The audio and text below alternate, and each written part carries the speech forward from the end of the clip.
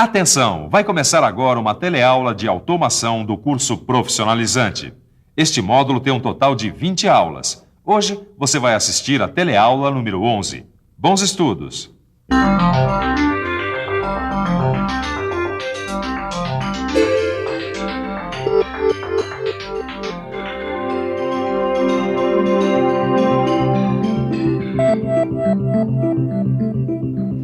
Hoje a gente vai falar de revolução, mas calma, não é esse tipo de revolução que você está pensando. Nessa revolução não tem armas, não tem tanques, não tem povo na rua, nada disso. A revolução que a gente vai falar hoje é feita de chips, bytes, telas, teclados e processadores. É a revolução da informática. E aí, companheiro, vamos à luta? A nossa teleaula de automação de hoje vai mostrar como foi a evolução dessa revolução. Quer dizer, como é que os computadores evoluíram tanto para a informática poder penetrar em quase todos os tipos de serviços. Hoje em dia, a gente tem acesso a uma quantidade estonteante de informação. E você sabe, o computador tem tudo a ver com isso, porque ele é um dos principais instrumentos da informação. Agora, você sabe como isso tudo aconteceu? Você sabe como essa revolução começou?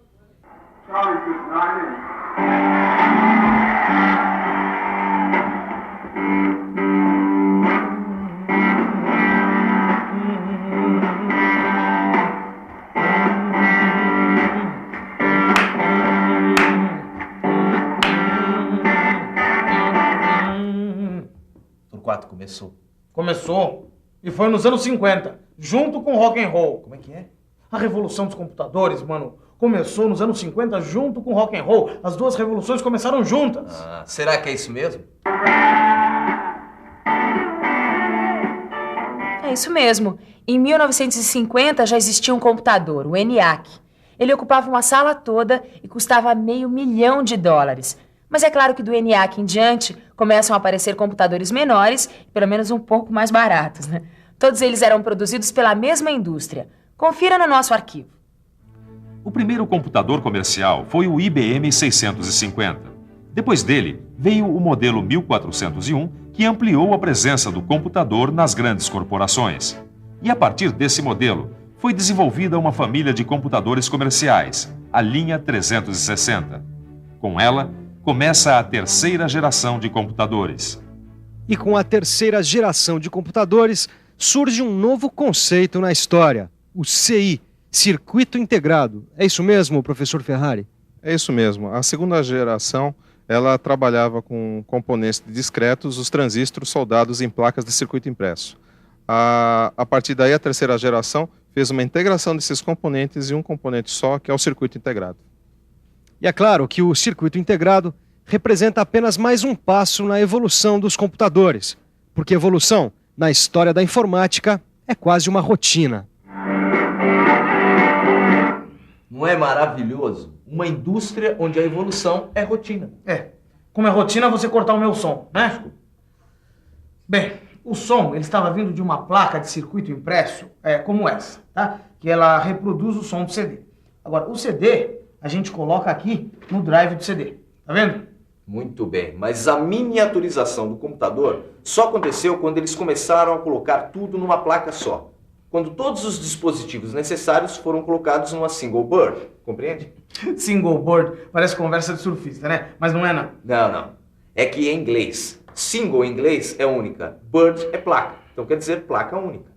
Tá dando para perceber que em computação tem muitos termos em inglês, né? Mas é bom você já ir se acostumando, porque é assim mesmo. Por exemplo, aqui nós usamos esse desktop, que é perfeito. Temos também o laptop, que dá conta do recado, até o palm top, que dá para fazer muita coisa. Não disse. Desktop, laptop e palm top. Você vai conhecer cada um deles agora.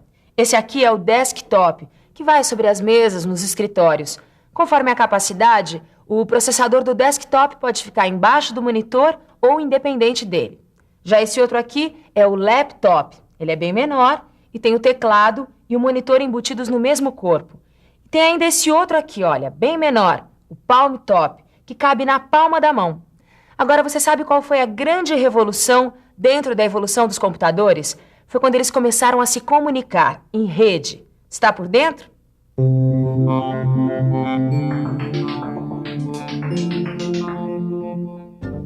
Através das redes, vários computadores podem acessar um mesmo banco de dados e podem se comunicar entre si.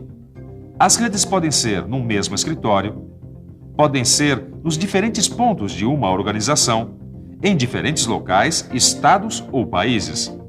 Ou podem ser redes mundiais, de conexão ilimitada, como é o caso da internet. Toda a comunicação entre computadores é feita através de linhas telefônicas ou de sinais via satélite. Mas além de se comunicarem entre si, os microcomputadores se comunicam também com os seus periféricos. Basicamente, existem dois tipos de periféricos: os de armazenamento de dados, como por exemplo essa unidade de CD-ROM, e os de entrada e saída, como por exemplo esse modem.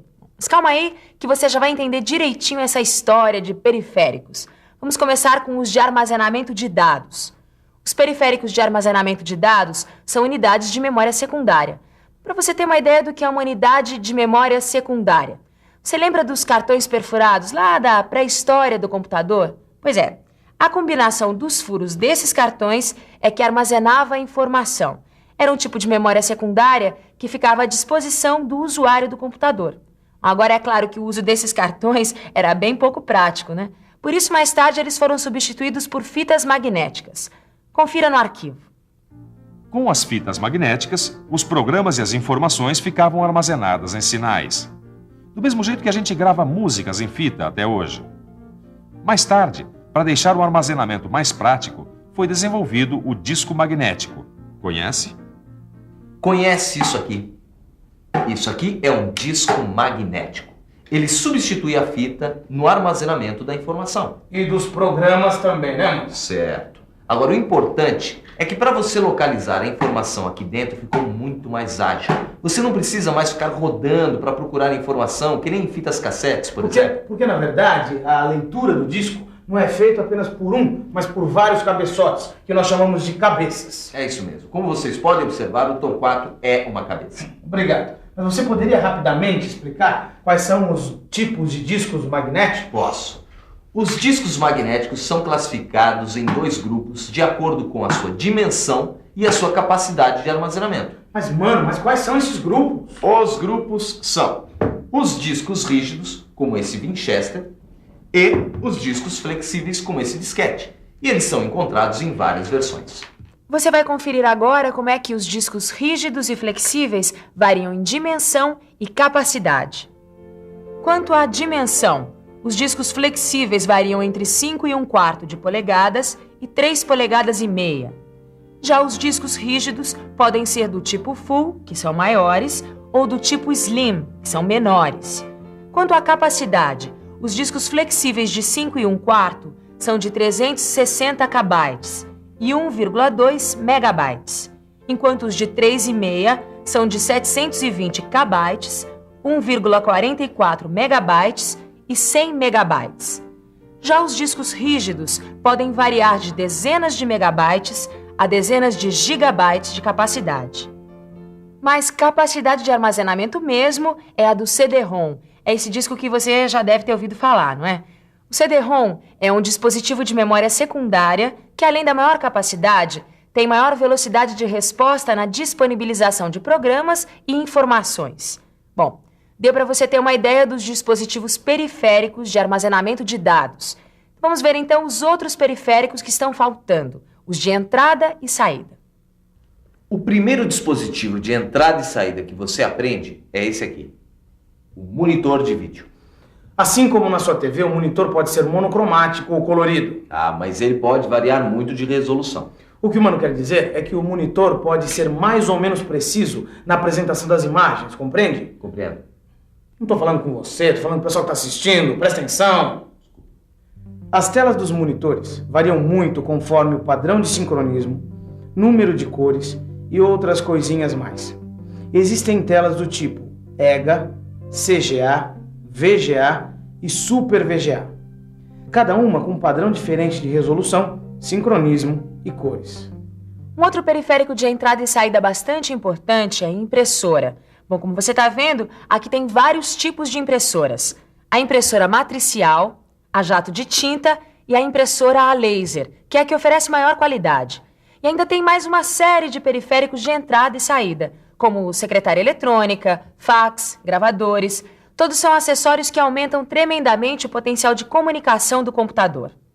Nas indústrias e nas grandes empresas, o uso do microcomputador varia muito. Aqui nesse jornal, por exemplo, o micro de cada jornalista está ligado a um computador central, que a gente chama de servidor de rede. Quer saber como ele funciona? O servidor de rede tem uma infinidade de informações armazenadas na sua memória. E essas informações podem ser acessadas por cada micro ligado a ele. E tudo ao mesmo tempo.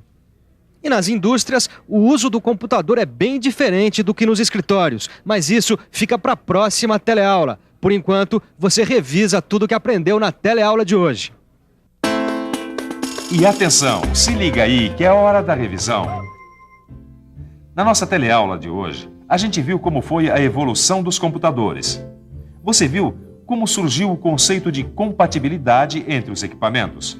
Conheceu os principais tipos de microcomputadores. Viu como eles operam em rede e teve uma boa ideia dos periféricos do micro, conferindo quais são os principais periféricos de armazenamento de dados e de entrada e saída. Olha, só tem uma saída para quem quer aprender mais sobre microcomputadores. É pegar o livro, estudar bem a aula, fazendo todos os exercícios. É isso aí. Eu garanto que vai ser o maior barato. Agora eu tenho uma surpresa para o meu amigo Torquato.